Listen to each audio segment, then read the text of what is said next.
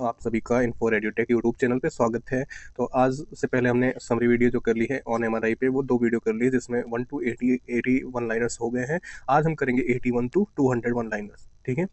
तो अगर आपने वो वीडियो नहीं देखी है तो जाके देख सकते हैं और सारी चीज़ें पीछे की चीज़ों को रिकॉल कर सकते हैं।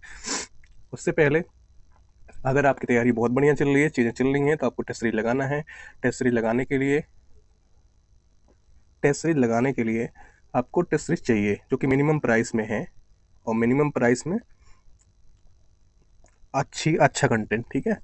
तो उसके लिए आप कौन सी टेस्ट सीरीज, मेरी रिकमेंडेशन जो है मैंने खुद ले रखी थी इससे पहले, जो कि एस्पायरेंट की टेस्ट सीरीज है। आरआरबी के लिए सिर्फ 99 में है, ठीक है। और इसमें बहुत सारी चीज़ें कवर की जाएंगी, ठीक है। ये सारी चीज़ें आपके पास सब कुछ होंगी, और जो कि 99 ओनली में है। और अगर आप मतलब हमारे चैनल का कोड यूज करेंगे, कूपन कोड यूज करेंगे, तो आपको 5% का और ऑफ मिलेगा इन सारी चीज़ों पे, ठीक है। ये कोड है हमारा इन्फो रेडियोटेक यूट्यूब चैनल का, जो कि आपको देगा 5% का ऑफ और एक्स्ट्रा। और साथ में इनका क्रैश कोर्स भी है, ठीक है। अगर आप क्रैश कोर्स लेना चाहते हैं तो ये क्रैश कोर्स जो है उसकी प्राइस सिर्फ 1 मंथ की इतनी है। अगर आप का परचेज करते हैं तो इसमें भी 5% का ऑफ मिलेगा, जिसमें सारी चीज़ें कवर की जाएंगी। सारी जितनी भी टेस्ट सीरीज 1 ईयर के लिए आएगी, सारी चीज़ें वो आपको इसमें मिलेगी। तो क्रैश कोर्स लेना चाहते हैं तो क्रैश कोर्स ले सकते हैं, अगर आप टेस्ट सीरीज लेना चाहते हैं तो टेस्ट सीरीज ले सकते हैं, ठीक है। बाकी के लिए आगे चलते हैं, अपना पॉइंट देखते हैं। हमने कर लिया था कल वाली वीडियो में 80 पॉइंट तक कर लिया था, अब 80 से हम आगे चलेंगे, ठीक है। आज हम करेंगे 80 टू 200, ठीक है। तो बिना किसी देरी के चलते हैं अपने टॉपिक पे। 81 से स्टार्ट करेंगे, ठीक है। अब हम अपना पेन चेंज कर लेते हैं, पेन का कलर। 81 पॉइंट में क्या कह रहा है? 81 पॉइंट में क्या कह रहा है? T R, repetition time controls T1 waiting in an image, ठीक है। तो रिपीटिशन टाइम जो होता है वो कंट्रोल क्या करता है? T1 वेटिंग इमेज को, ठीक है। T1 वेटेड को इन इमेज में T1 वेटिंग को कंट्रोल कौन करता है? टी आर, रिपीटिशन टाइम, ठीक है। रिपीटिशन टाइम क्या था? 90 degree R F pulse to second 90 degree, यानी ये कौन सी पल्स थी? एक्साइटेशन पल्स, ठीक है। एक्साइटेशन पल्स थी। और इस one excitation pulse to second excitation pulse के बीच का जो क्या होता है, ड्यूरेशन होता है या गैप होता है, उसी को हम क्या कहते हैं? T R. और ये किसको कंट्रोल करता है? T1 वेटिंग को। आगे चलते हैं पॉइंट नंबर 82। पॉइंट नंबर 82 में क्या कह रहा है? Short T R produces strong T1 contrast. अगर जितना छोटा क्या होगा? T R, time of repetition क्या होगा? शॉर्ट होगा, या रिपीटिशन टाइम शॉर्ट होगा, उतना ही क्या होगा? T1 स्ट्रॉन्ग होगा, ठीक है। T1 स्ट्रॉन्ग का मतलब मीन्स क्या होता है? उसका T1 का कंट्रास्ट। कंट्रास्ट क्या होता है? टू एडजेसेंट जो चीज़ें होती है, स्ट्रक्चर्स होती हैं, उनके बीच क्या होता है? डेंसिटी डिफरेंस, ठीक है। आगे चलते हैं पॉइंट नंबर 83। 83 पॉइंट में क्या कह रहा है? Long T R minimises T1 effect. अगर लॉन्ग टी आर है, शॉर्ट है, तो क्या हो जाएगा? कंट्रास्ट बढ़ जाएगा। लेकिन अगर क्या है? लॉन्ग टी आर है तो क्या हो जाएगा? मिनिमाइज हो जाएगा T1 इफेक्ट। अगर T1 इफेक्ट को हमें मिनिमाइज करना है तो क्या करना पड़ेगा? हमें लॉन्ग टी आर यूज करना पड़ेगा, जो कि किस में यूज होता है? पीडी वाले इमेज में। पीडी में क्या होता है? लॉन्ग टी आर यूज होता है और शॉर्ट टीई यूज होता है, जो कि क्या करता है? T1 और T2 कैरेक्टर को, दोनों को क्या कर देता है? कंप्रोमाइज कर देता है। एक तीसरे तरीके का कैरेक्टर प्रोड्यूस होता है पीडी इमेज में, ठीक है। आगे चलते हैं 84 पॉइंट पे। 84 पॉइंट में क्या कह रहा है? TE echo time controls T2 weighting. अब टीआर क्या कर रहा था? T1 को कर रहा था कंट्रोल।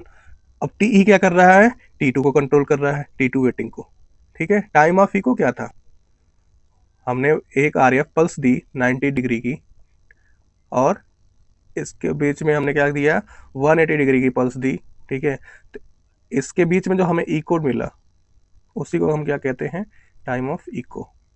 हाँ, मतलब हमने जब से आर एफ पल्स, सिंपल सा मीन्स ये है कि जब हमने आर एफ पल्स दी, और आर एफ पल्स देने से लेके हमें जो सिग्नल प्रोड्यूस मतलब मिल रहा है, हम सिग्नल जहाँ से एक्वायर कर रहे हैं, उसके बीच का जो टाइम होता है, टाइम पीरियड होता है, उसे हम क्या कहते हैं? Time of echo. और टाइम ऑफ इको किसको कंट्रोल करता है?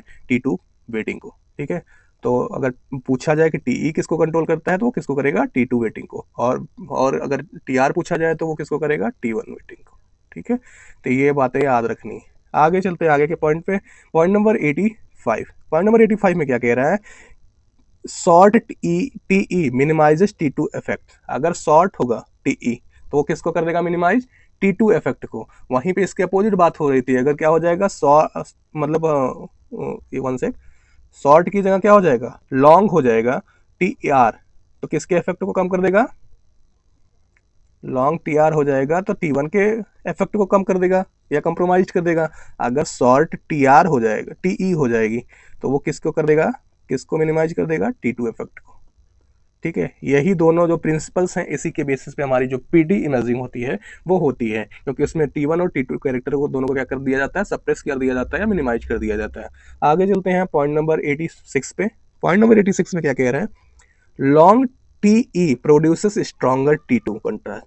तो T2 में क्या होता है, लॉन्ग TR लॉन्ग TE हो जाता है। अगर टीई कंट्रोल किसको कर रहा है, T2 वेटिंग को, और लॉन्ग TE है तो वो क्या कर रहा है, स्ट्रॉन्गर T2 कंट्रास्ट प्रोड्यूस कर रहा है। जो T2 कंट्रास्ट होता है वो कब लॉन्गर प्रोड्यूस होगा या स्ट्रॉन्गर प्रोड्यूस होगा, जब लॉन्ग TE होगा।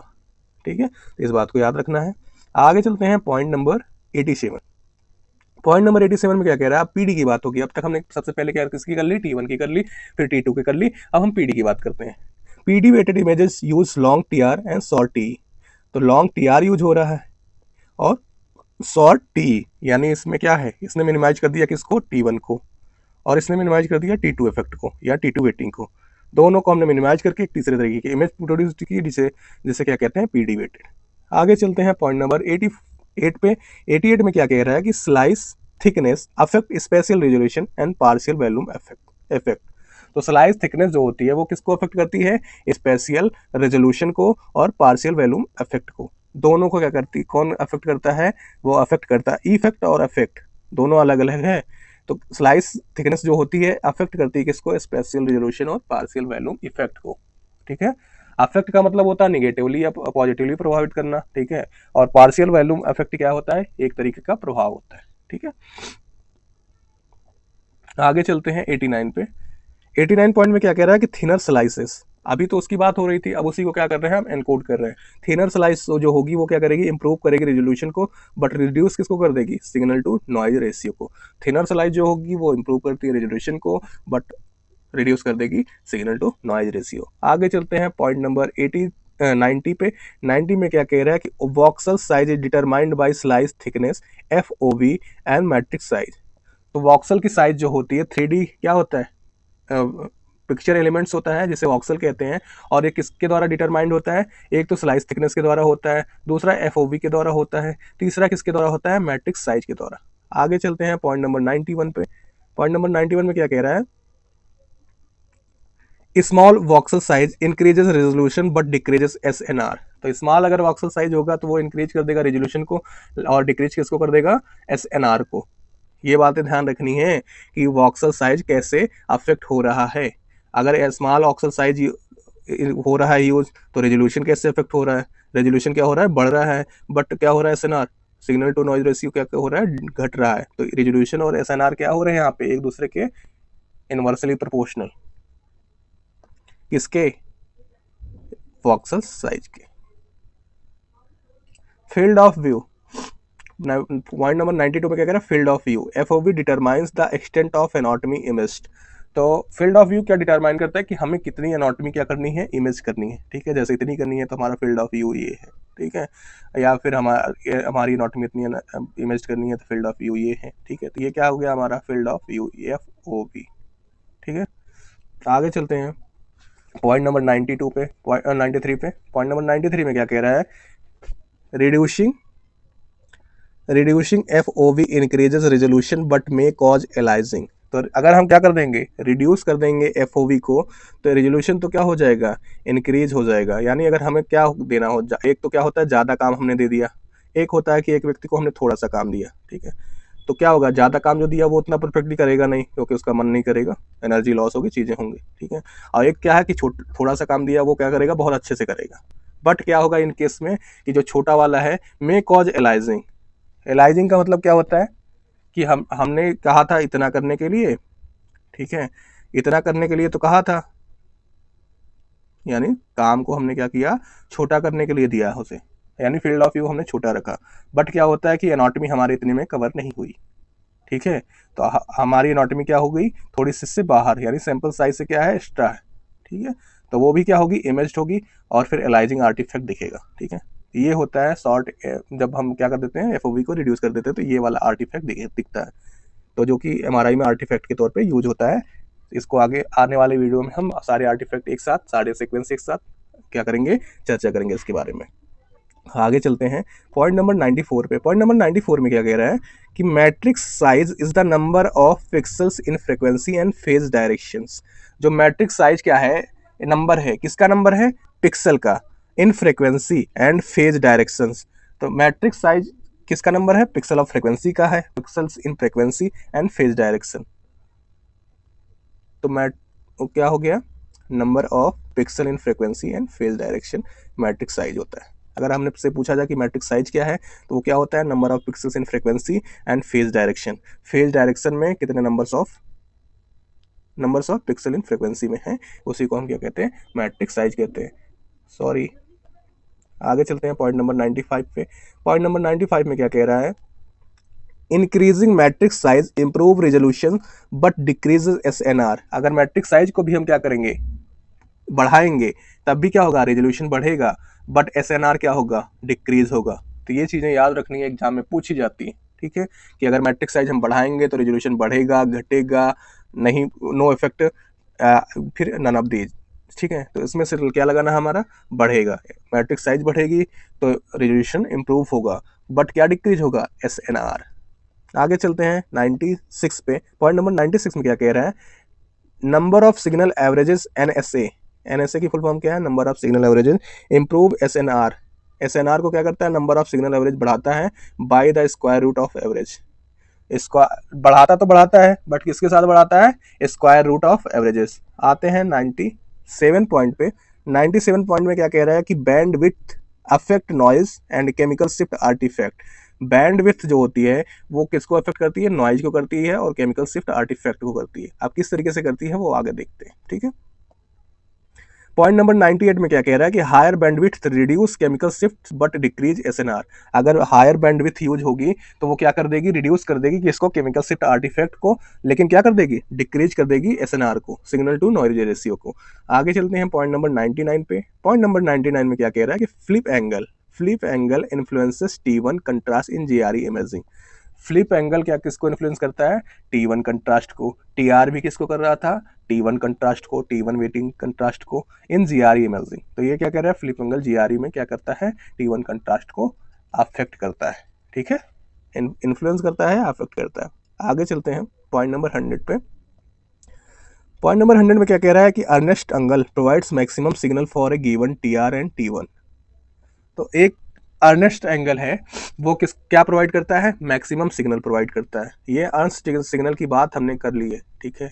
अब ये लोग ये एंगल आप बताएंगे कि ये एंगल क्या था, कमेंट बॉक्स में आपको कमेंट्स करना है, उसके बाद मैं इसे बता दूंगा, ठीक है, आने वाली आगे की वीडियो में। क्या करता है, प्रोवाइड करता है मैक्सिमम सिग्नल जो दी गई टीआर है और T1 वेटेड इमेजिंग में, ठीक है।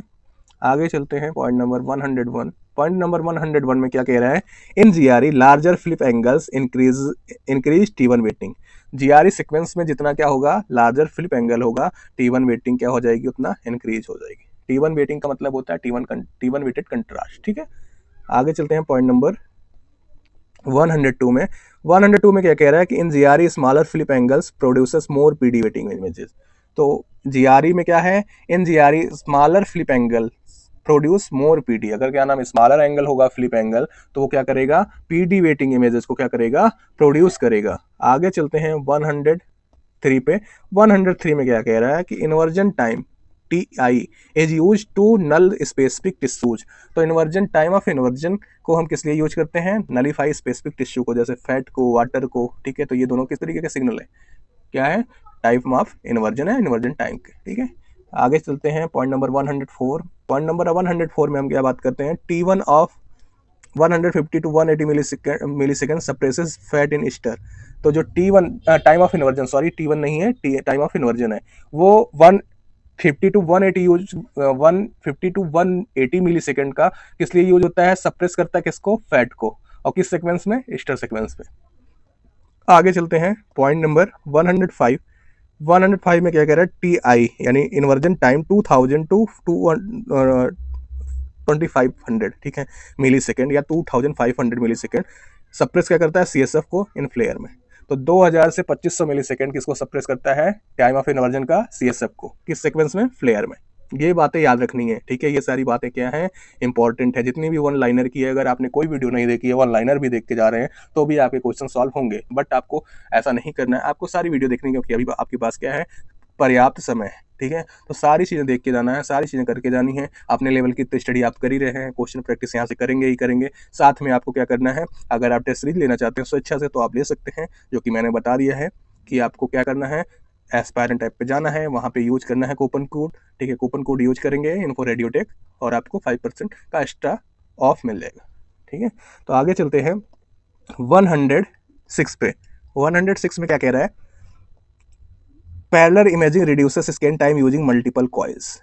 तो जो हमारी पैरेलल इमेजिंग होती है वो किस लिए यूज होती है? वो यूज होती है इमेजिंग टाइम को रिड्यूस करने के लिए, ठीक है। लेकिन उसमें और क्या, कैसे रिड्यूस होता है टाइम? ये क्वेश्चन बनेगा ना कि टाइम कैसे रिड्यूस हो रहा है। कैसे टाइम रिड्यूस होता है? जहाँ पे सिंगल कॉइल यूज हो रही थी, वहाँ पे क्या हो रही होती है? मल्टीपल कॉइल यूज हो रही होती है सिग्नल को एक्वायर करने के लिए, ठीक है। क्वेश्चन मतलब पॉइंट नंबर 107 पे चलते हैं। 107 में क्या कह रहा है? S N R in parallel imaging decreases compared to conventional imaging.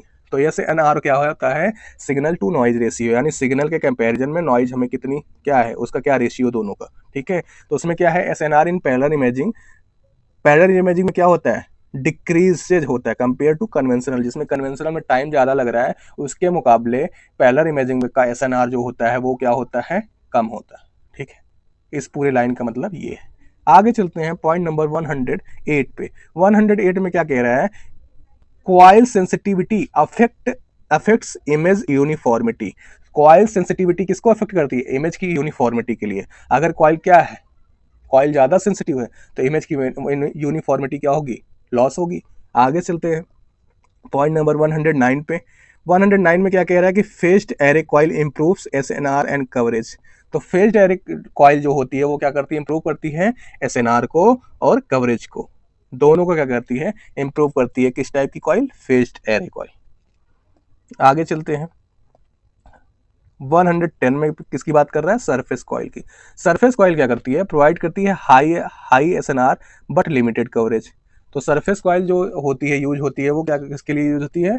Provide तो करती है क्या? High SNR. Signal to noise ratio क्या करेगी? हाई प्रोवाइड करेगी, बट लिमिटेड कवरेज होगा। ऐसा नहीं कि हमने कहीं भी इतनी बड़ी फील्ड है या इसको हमने बढ़ा के इतनी बड़ी फील्ड कर दी, कवरेज क्या हो जाएगा? इसमें लिमिटेड हो जाएगा। यानी अगर इसका कवरेज इतना डिसाइडेड है, पहले से प्री डिसाइडेड है, तो इतना ही रहेगा। इसको हम क्या नहीं कर सकते, और बड़ी फील्ड एफओवी के लिए हम यूज नहीं कर सकते। किसको? सरफेस कॉइल को। आगे चलते हैं 111 पे। 111 में क्या कह रहा है? इसमें पॉइंट नंबर पढ़ा नहीं है, सॉरी, अभी ये टॉपिक नेम है।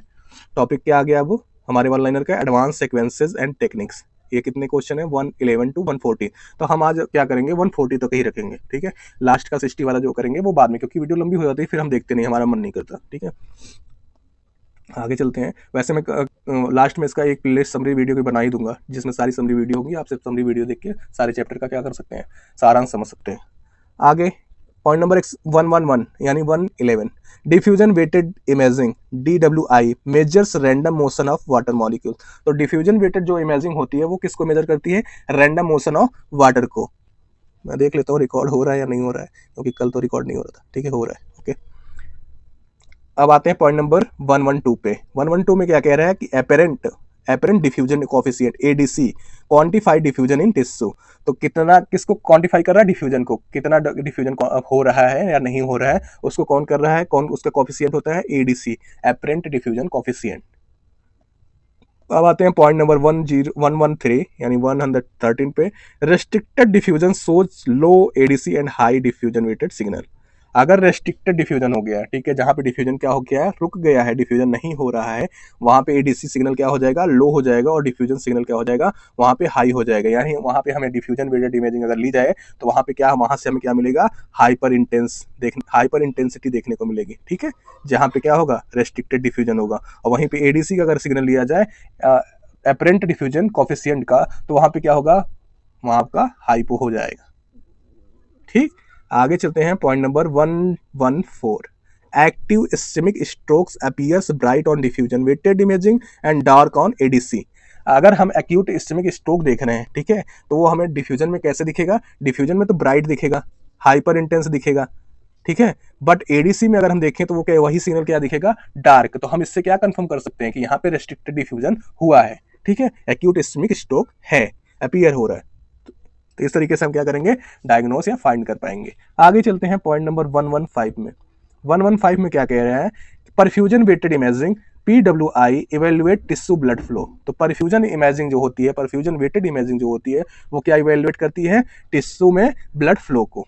ओके, अब आते हैं पॉइंट नंबर 116 पे। पॉइंट नंबर 116 में क्या कह रहा है कि dynamic susceptibility way contrast DSC और perfusion weighted imaging uses gadolinium contrast. तो dynamic susceptibility contrast, perfusion weighted imaging, कौन सा कंट्रास्ट यूज करते हैं, गैडोलिनियम कंट्रास्ट को यूज करते हैं। आगे चलते हैं पॉइंट नंबर 117 पे। Arterial spin labelling ASL is a non contrast perfusion technique. तो ASL क्या है, एक टेक्निक है, किसकी है, परफ्यूजन की, जिसमें क्या है कि कंट्रास्ट यूज नहीं हो रहा है। ठीक, इस लाइन का मतलब ये है।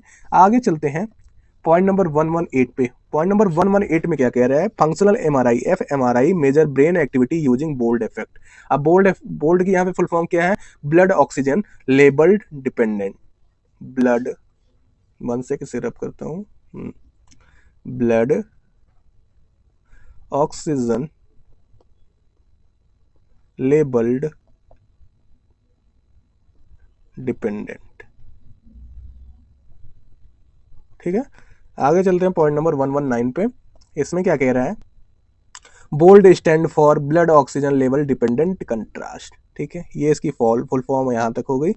तो बोल्ड की फुल फॉर्म भी हमने देख ली, हमने देख लिया कि fMRI किस पे वर्क करती है, बहुत सारी चीज़ें अब तक हमने पॉइंट देख ली हैं। आगे चलते हैं बिना किसी देरी के पॉइंट नंबर 120 पे, यानी 120 पे। fMRI detects change in deoxy haemoglobin concentration. fMRI जो होती है, फंक्शनल MRI जो होती है, जो कि MRI का क्या है, एडवांसमेंट है, ये क्या करता है, डिटेक्ट करता है, किसको डिटेक्ट करता है, चेंजेस इन डीऑक्सी हीमोग्लोबिन। अब डीऑक्सी हीमोग्लोबिन क्या होता है, जिसमें क्या होता है, ऑक्सीजन की कंसंट्रेशन क्या होती है, लो होती है, बट कार्बन डाइऑक्साइड की कंसंट्रेशन क्या होती है, ज्यादा होती है, उसी को हम क्या कहेंगे, डीऑक्सी हीमोग्लोबिन कहेंगे। बट यहाँ पे कार्बन डाइऑक्साइड की कंसंट्रेशन को नहीं मेंशन किया गया है, ऑक्सीजन के रेस्पेक्ट में किया गया है, इसीलिए क्या किया गया, डीऑक्सी, यानी कि या तो कंसंट्रेशन क्या है, बहुत लो है, या तो नहीं है ऑक्सीजन की। ठीक है, तो उसी को क्या करती है, fMRI डिटेक्ट करती है। आगे चलते हैं पॉइंट नंबर 121 में क्या कह रहा है, MR spectroscopy MRS evaluate tissue metabolites. तो MR स्पेक्ट्रोस्कोपी भी क्या है, एक MRI का क्या है, एडवांसमेंट है, जिसमें क्या किया जाता है, इवेलुएट किया जाता है किसको, टिश्यू के मेटाबोलाइट्स को, जिनकी क्या होती है, एक डिफाइंड क्या होती है, उनकी कंसंट्रेशन होती है जो कि लो होती है। नॉर्मल आमतौर पे हम क्या नहीं उसे कर सकते हैं, डिटेक्ट नहीं कर सकते हैं MRI में, बट इस टेक्निक के द्वारा हम क्या करते हैं, उस मेटाबोलाइट्स की कंसंट्रेशन को क्या करते हैं, मेजर करते हैं। अगर उनकी कंसंट्रेशन में क्या होता है, ज़्यादा वेरिएशन होता है, ठीक है, तो उसके बेसिस पे हम क्या किसी भी एबनॉर्मलिटी का क्या कर सकते हैं, पता लगा सकते हैं, क्योंकि वो मेटाबोलाइट्स क्या होते हैं, अलग अलग तरीके के मार्कर होते हैं। जैसे एन-एसिटाइल एस्पार्टेट जो होता है वो न्यूरोनल मेकर है, ठीक है, न्यूरॉन की इंटीग्रिटी को क्या क्या करता है, इंडिकेट करता है। अगर इसकी कंसंट्रेशन क्या है, कम या ज़्यादा है, वैसे इसकी कंसंट्रेशन क्या होती है, कंसंट्रेशन क्या होती है इसकी, अराउंड 2.35 या ऐसे कुछ रिलेटेड है, पार्ट्स पर मिलियन होती है, ठीक है, ppm। ये सारी चीज़ें पहले की वीडियो में हो चुकी हैं, अगर आपने नहीं देखी हैं तो आप जाके देख सकते हैं। ये मुझे एग्जैक्ट अभी वैल्यू रिकॉल नहीं हो पा रही है, बट इसी के अराउंड होती है। तो अगर इसमें क्या होता है कि अगर इससे वैल्यू बढ़ी हुई है, इससे वैल्यू घटी हुई है ज़्यादा, तो क्या होता है, ये रिप्रेजेंट करता है, बताता है कि हमें न्यूरॉन्स की इंटीग्रिटी में क्या है, कोई दिक्कत है, ठीक है। तो जिससे हम आगे क्या कर सकते हैं, और डायग्नोस्टिक कोरिलेट करके अपने चीज़ों को क्या कर सकते हैं, पता लगा सकते हैं। आगे चलते हैं पॉइंट नंबर 122 पे, यानी 122। N acetyl aspartate NAA is a neuronal marker. क्या कर देता है, रिड्यूस्ड इन ब्रेन पैथोलॉजी। अगर ब्रेन की कोई भी पैथोलॉजी है तो उसमें क्या हो जाता है, एन एसिटाइल एस्पार्टेट क्या हो जाता है, वो क्या हो जाता है, रिड्यूस हो जाता है। इसको मैंने पहले ही बताया था, तो पहले से आप रिलेट कर सकते हैं इसको, कि अगर न्यूरोनल ब्रेन में कोई भी क्या है, दिक्कत है, कोई भी पैथोलॉजी है, तो एन एसिटाइल एस्पार्टेट क्या हो जाएगा, रिड्यूस हो जाएगा, उसकी कंसंट्रेशन क्या हो जाएगी, घट जाएगी। आगे चलते हैं 123 पे, यानी 123 पे, choline peak is elevated in tumour and demyelination. अगर डीमाइलिनेशन हुआ है और या तो ट्यूमर है ब्रेन में, ठीक है, तो किसका लेवल बढ़ जाएगा, कोलिन का लेवल बढ़ जाएगा। लेकिन बढ़ना किसे कहेंगे, जब इसका हमें एग्जैक्ट वैल्यू पता होगी तभी तो हम कहेंगे कि क्या वैल्यू है इसकी और कितनी बढ़ गई है, ठीक है, बढ़ी या घटी है। तो इसके लिए हमें क्या जरूरी है, याद रखना इसकी वैल्यू को। आप जाएंगे MRI मेड की बुक खोलेंगे, उसमें देखेंगे मेटाबोलाइट्स का वैल्यू दी गई है, तो वहां से उसे याद करेंगे, रिकॉल करेंगे। एक बार में नहीं रिकॉल होगा, कम से कम 2 से 3 बार क्या करना है आपको, रिकॉल करना है, तो रिकॉल हो जाएगा। आगे चलते हैं पॉइंट नंबर 1 to 4 में। 1 to 4 में क्या कह रहा है, lactate peaks indicate anaerobic metabolism, ठीक है। तो लैक्टेट पीक किसको इंडिकेट कर रहा है, एनारोबिक मेटाबॉलिज्म को, ठीक है। अब सॉरी, इसमें 125 भी इंक्लूड हो गया point. MR angiography visualizes blood vessels without radiation. तो MR एंजियोग्राफी जो होती है वो विजुअलाइज करती है किसको, ब्लड वेसल्स को, बिना किसी रेडिएशन के। आगे चलते हैं पॉइंट नंबर 126। पॉइंट नंबर 126 में क्या कह रहा है, time of flight MRA uses inflow effect of unsaturated spin. तो टाइम ऑफ फ्लाइट जो होता है, टाइम ऑफ फ्लाइट MRA में एक क्या है, टेक्निक है MRA की, जो क्या किसको यूज करता है, इनफ्लो इफेक्ट को। किसके इनफ्लो इफेक्ट के, अनसैचुरेटेड स्पिन के। ये क्वेश्चन भी कराया गया है MCQ वाली सीरीज में। आगे चलते हैं हम 127 पे। 127 में क्या कह रहा है कि फेज एंड कंट्रास्ट PC, ये भी टेक्निक किसकी है, MRA की, magnetic resonance angiography, encodes velocity information. ये किसको एनकोड कर रही है, वेलोसिटी को, ठीक है। जो इन्फॉर्मेशन हमें मिल रही है उसमें वेलोसिटी को एनकोड कर रही है कौन, फेज कंट्रास्ट MRA की टेक्निक। आगे चलते हैं पॉइंट नंबर 128 पे। 128 में क्या कह रहा है कि contrast enhanced MRA uses gadolinium to shorten T1 of blood. तो कंट्रास्ट इनहेंस्ड अगर MRA यूज हो रहा है तो उसमें गैडोलिनियम यूज किया जाता है किसके लिए, शॉर्ट करने के लिए T1 को, ठीक है, ब्लड में। ब्लड के T1 को शॉर्ट करने के लिए हम कौन सा कंट्रास्ट यूज कर रहे हैं, गैडोलिनियम को, और इसको हम क्या कह रहे हैं, कंट्रास्ट इनहेंस्ड MRA। आगे चलते हैं पॉइंट नंबर 129। क्या कह रहा है, MRA मतलब MR वेनोग्राफी, MRV, ए नहीं है लास्ट में V है, तो वेनोग्राफी हो जाएगा। इवेलुएट करता है किसको, वीनस सिस्टम को। वीनस सिस्टम को अगर इवेलुएट करना है तो हम क्या करेंगे, MRV करेंगे, मैग्नेटिक रेजोनेंस वेनोग्राफी। आगे चलते हैं पॉइंट नंबर 130। 130 में क्या कह रहा है, MR perfusion is useful in tumour grading and stroke. तो MR परफ्यूजन किसके लिए यूजफुल है, ट्यूमर ग्रेडिंग के लिए और स्ट्रोक के लिए। अगर स्ट्रोक का आया है, ट्यूमर की ग्रेडिंग करनी है, तो उसके लिए MR परफ्यूजन टेक्निक का यूज करेंगे। आगे चलते हैं 131 पे, diffusion tensor imaging DTI maps white matter tract. तो डिफ्यूजन टेंसर इमेजिंग किसके लिए यूज होती है, वो मैप करती है व्हाइट मैटर ट्रैक्ट को। व्हाइट मैटर ट्रैक्ट को व्हाइट मैटर ट्रैक्ट को मैप करने के लिए डिफ्यूजन टेंसर इमेजिंग यानी DTI यूज होती है, ठीक है। आगे चलते हैं पॉइंट नंबर 132 पे। 132, fractional anisotropy quantifies directionally of diffusion. तो फ्रैक्शनल एंड आइसोट्रॉपी क्या है, ये भी क्या है, एडवांसमेंट है। किसका एडवांसमेंट है, MRI का, जो क्वांटिफाई करता है किसको, डायरेक्शनलिटी को करता है। किसकी डायरेक्शनलिटी को, डिफ्यूजन को, कि डिफ्यूजन की डायरेक्शन क्या है, ये है डाउनवर्ड है या फिर अपवर्ड है या फिर राइट साइड है या लेफ्ट साइड है, तो इस तरीके का। आगे चलते हैं पॉइंट नंबर 133 पे। क्या कह रहा है, ट्रैक्टोग्राफी विजुअलाइजेस फाइबर्स पाथवे इन ब्रेन। तो ट्रैक्टोग्राफी जो होती है वो विजुअलाइज करती है किसको, फाइबर पाथवे को, कहाँ पे, ब्रेन में। ये सब MRI के एडवांसमेंट हैं। 134 में क्या कह रहा है, susceptibility weighted imaging is sensitive to blood products and calcium. तो अगर कहीं भी बात की जाए किसकी, sensitivity to blood products and calcium, blood products की जब सबसे ज़्यादा बात होती है हेमोसिड्रिन की, ठीक है। तो ये सारी चीज़ों की बात हो, हेमरेज की बात हो, ठीक है, सिड्रिन। तो यहाँ पे कौन सा सीक्वेंस यूज होता है, ससेप्टिबिलिटी वेटेड इमेजिंग, ठीक है। आगे चलते हैं पॉइंट नंबर 135 में। पॉइंट नंबर 135 में क्या कर रहा है, susceptibility weighted imaging helps detect microbleeds and venous structure. तो ससेप्टिबिलिटी वेटेड इमेजिंग जो होती है वो हेल्प करती है किसमें, डिटेक्ट करने में माइक्रोब्लिट्स को, यानी बहुत छोटी ब्लिट्स जो हुई है उसको, और वीनस स्ट्रक्चर को, ये भी ध्यान रखेंगे। आगे चलते हैं पॉइंट नंबर 136 पे। 136 में क्या कह रहा है, cardiac MRI cardiac MRI evaluates ventricular function and myocardial tissue. तो कार्डियक एमआरआई जो होती है वो किसके लिए, किसको इवेल्युएट करती है, वो इवेल्युएट करती है वेंट्रिकुलर फंक्शन को और मायोकार्डियल टिश्यू को। आगे चलते हैं 137 point number, cine MRI uses fast imaging to capture cardiac motion. तो सिने एमआरआई जो होती है वो किस तरीके की इमेजिंग है, फास्ट इमेजिंग है, और क्या करती है, कैप्चर करती है कार्डियक के मोशन को। और कार्डियक के मोशन करने के लिए तो हम स्लो इमेजिंग यूज नहीं करेंगे, क्योंकि कार्डियक मूवमेंट क्या होती है 1 मिनट में 72 टाइम्स क्या होता है, बीट्स पर मिनट होती है। तो उसके लिए हमें क्या चाहिए, फास्ट इमेजिंग चाहिए, जो कि सिने मोड में होती है एमआरआई। ठीक है, आगे चलते हैं 138 पे। 138 में क्या कह रहा है, late gadolinium enhancement LGE detect myocardial scar. अगर हमें पता लगाना है कि मायोकार्डियल स्कार है या नहीं है, तो उसमें हम क्या करेंगे, कंट्रास्ट यूज करने के बाद, लेकिन क्या है, लेट गैडोलिनियम एनहेंसमेंट, तो इसकी फेज का क्या करेंगे, हम यूटिलाइज करेंगे, और किसको डिटेक्ट करने के लिए, मायोकार्डियल स्कार के लिए। आगे चलते हैं 139 पे। 139 में क्या कह रहा है, MRCP magnetic resonance cholangiopancreatography, cholangiopancreatography visualizes biliary and pancreatic ducts. फिर से रिपीट करते हैं इसे, MRCP magnetic resonance cholangiopancreatography visualizes biliary and pancreatic duct. तो MRCP में किसको विजुअलाइज हो, MRCP में किस चीज को विजुअलाइजेशन के लिए हम करते हैं MRCP। ठीक है, तो MRCP की फुल फॉर्म तो ये रही।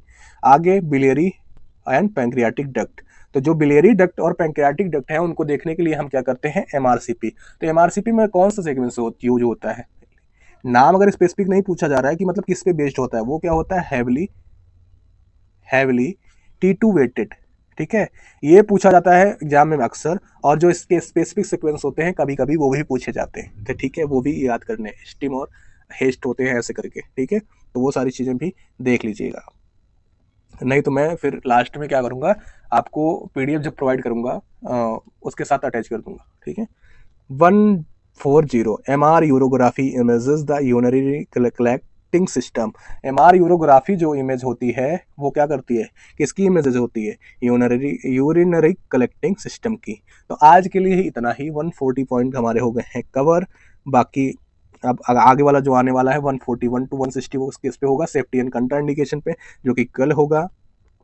आज के लिए इतना ही, थैंक यू फॉर वॉचिंग। बाकी बात और कुछ बतानी है चीज़ें। ठीक है, अगर आपने अभी टेलीग्राम चैनल को क्या नहीं किया है, ज्वाइन नहीं किया है, और व्हाट्सएप लिंक को नहीं, मतलब व्हाट्सएप चैनल को नहीं फॉलो किया है, तो दोनों को आप कर सकते हैं। ठीक है, अपनी स्वेच्छा के अनुसार। वहाँ पे आपको क्या मिल जाएगा, वीडियो की लिंक मिल जाएगी, PDF मिल जाएगी, कोई भी अगर फर्दर जानकारी होती है तो वो सारी चीज़ें मिल जाएंगी आपको। और बाकी फिर से मैं एक बार रिकॉल करवा दूँ, अगर आप सच में जेन्युइन तरीके से तैयारी करना चाहते हैं, अपनी रैंक लाना चाहते हैं, तो टेस्ट सीरीज ज्वाइन करें। अगर आप उससे भी अच्छा, अगर आपकी कॉन्सेप्ट नहीं क्लियर है तो उसके लिए क्रैश कोर्स करिए। क्रैश कोर्स में क्या है कि आपकी सारी जितनी टेस्ट सीरीजें हैं वो सब इंक्लूड है, सब कुछ है, तो आप वहाँ से कर सकते हैं। आपको क्वेश्चन प्रैक्टिस जरूर करना है, जरूरी नहीं है कि टेस्ट सीरीज यही लीजिए, बट यहाँ से अगर आप लेते हैं तो आपको क्या मिलेगा, 5% का ऑफ मिलेगा एक्स्ट्रा, और जो कि मिनिमम ऑलरेडी वो क्या है, मिनिमम प्राइस ही है। ठीक है, तो लेना चाहे तो आप ले सकते हैं, आप इसके लिए फ्री हैं। बाकी थैंक यू फॉर वॉचिंग।